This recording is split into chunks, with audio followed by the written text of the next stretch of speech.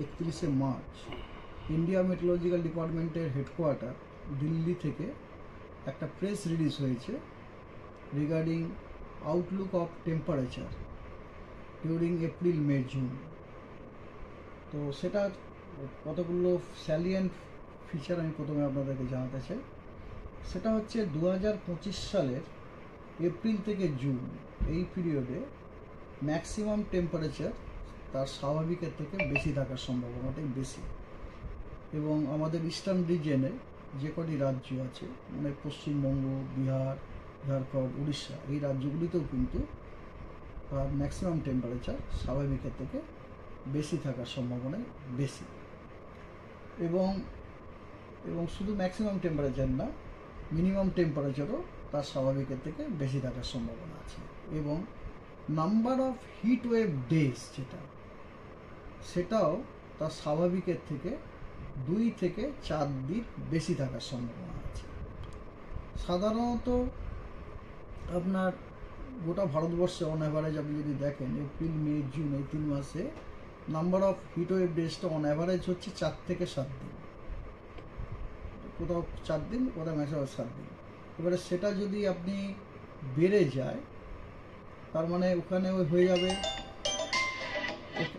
হয়ে যাচ্ছে, তার মানে ওটা ম্যাক্সিমাম আপনার ওটা 11 দিন পর্যন্ত হতে পারে, তাই না? 4 আর 7 11, হ্যাঁ ঠিক আছে না? তো নাম্বার অফ হিট ওয়েভ ডেজটা তার স্বাভাবিকের থেকে 2 থেকে 4 দিন বেশি থাকার সম্ভাবনা আছে। এটা গেল এপ্রিল মে জুন 3 মাসে। এটা এক মিনিট, এটা কি সমগ্র ভারতবর্ষে নাকি এটা ইস্টার্ন রিজিয়নের কথা বলছেন? সমগ্র ভারতবর্ষেরই আপনার এপ্রিল মে জুন এই 3 মাসে যে average number of heat wave days এটা 4 থেকে 7 ডেজ পর্যন্ত ভ্যারি করে, কোথাও 4 দিন, কোথাও 7 দিন। এবারে আমাদের মানে প্রজেকশনটা রয়েছে আউটলুকে বলছে যে নাম্বার অফ হিট ওয়েভ ডেজটা 2 থেকে 4 দিন বেশি হবে স্বাভাবিকের থেকে। তাহলে যেখানে স্বাভাবিক 4 দিন সেখানে ন্যূনতম number of heat wave days হবে 6 দিন, আর maximum number of heat wave days হবে 4 আর 4 8 দিন। আর যেখানে স্বাভাবিক হিট ওয়েভ ডেজটা 7 দিন আছে সেখানে আপনার ন্যূনতম নাম্বার অফ হিট ওয়েভ ডেজটা হচ্ছে 9 দিন, ম্যাক্সিমাম হচ্ছে 11 দিন। ঠিক আছে? তো এইটা হচ্ছে তার ইন্টারপ্রিটেশন আর কি।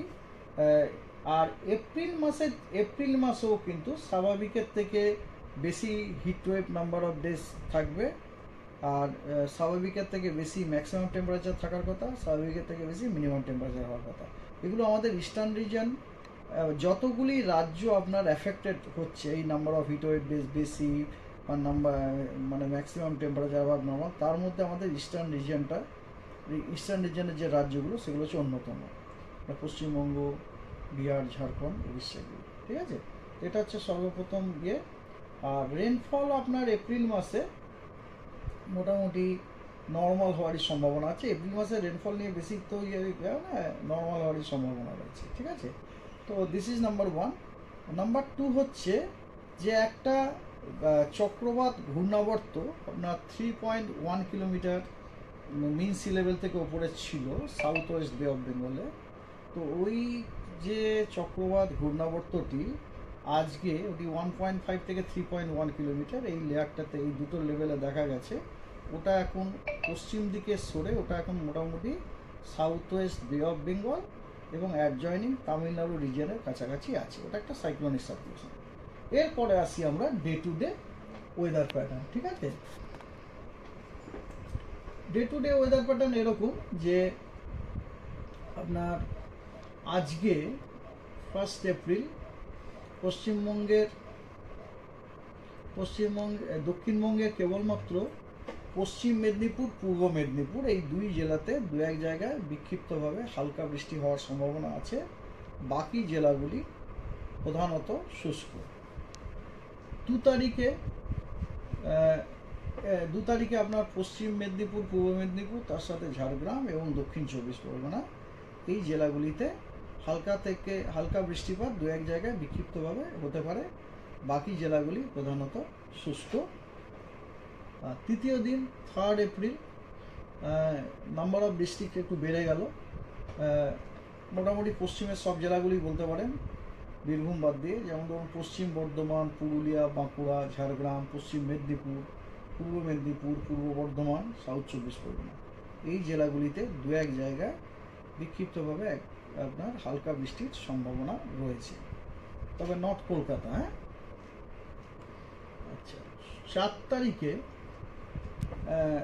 তারিখেও দক্ষিণবঙ্গের পশ্চিম মেদিনীপুর, পূর্ব মেদিনীপুর এবং 2 24 পরগনা জেলাতে 2-1 জায়গায় হালকা বৃষ্টিপাত বিক্ষিপ্তভাবে হওয়ার চান্স আছে, এবং উত্তরবঙ্গের দার্জিলিং, কালিম্পং এবং জলপাইগুড়ি, এই 3টি জেলাতেও বিক্ষিপ্তভাবে হালকা বৃষ্টির সম্ভাবনা আছে 2-1 জায়গাতে।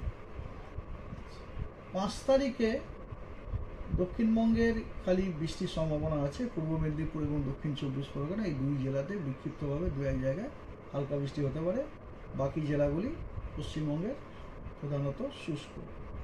6 তারিখে উত্তরবঙ্গের দার্জিলিং, কালিম্পং, জলপাইগুড়ি ও মালদা এবং দক্ষিণবঙ্গের বীরভূম, মুর্শিদাবাদ এবং নদিয়া, এই জেলাগুলিতে 2-1 জায়গায় বিক্ষিপ্তভাবে হালকা বৃষ্টির সম্ভাবনা রয়েছে। বাকি জেলাগুলি প্রধানত শুষ্ক। এবং 7 তারিখে উত্তরবঙ্গের সব জেলাতেই হালকা বৃষ্টিপাত, কোনো কোনো জেলায় 2-1 জায়গায় বিক্ষিপ্তভাবে, কোনো কোনো জেলায় কিছু জায়গাতে হওয়ার সম্ভাবনা আছে। যে দার্জিলিং, কালিম্পং, জলপাইগুড়ি, আলিপুরদুয়ার এবং কোচবিহার, এই জেলাগুলিতে কিছু জায়গায় হালকা বৃষ্টিপাত হতে পারে। আর মালদা এবং 2 দিনাজপুরে 2-1 জায়গায় বিক্ষিপ্তভাবে হালকা বৃষ্টিপাত হতে পারে।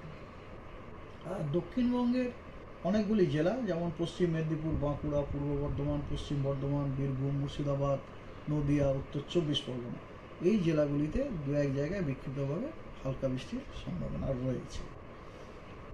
আর ওয়ার্নিং, আজকে কোনো ওয়ার্নিং নেই আজকের জন্য, কালকের জন্য ওয়ার্নিং আছে। ঝাড়গ্রাম, পূর্ব মেদিনীপুর, পশ্চিম মেদিনীপুর, এই 3 জায়গায়, 3টি জেলাতে বজ্র বিদ্যুৎ সহ ঝোড়ো হাওয়ার সাথে বজ্র বিদ্যুৎ হওয়ার সম্ভাবনা আছে 2-1 জায়গাতে বিক্ষিপ্তভাবে, তার জন্য হলুদ সতর্কবার্তাও দেওয়া হয়েছে।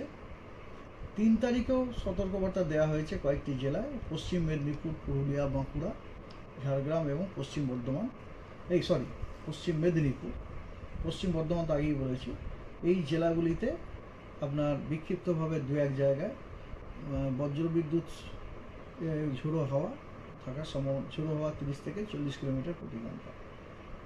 ব্যাস এইটুকুই ওয়েদার।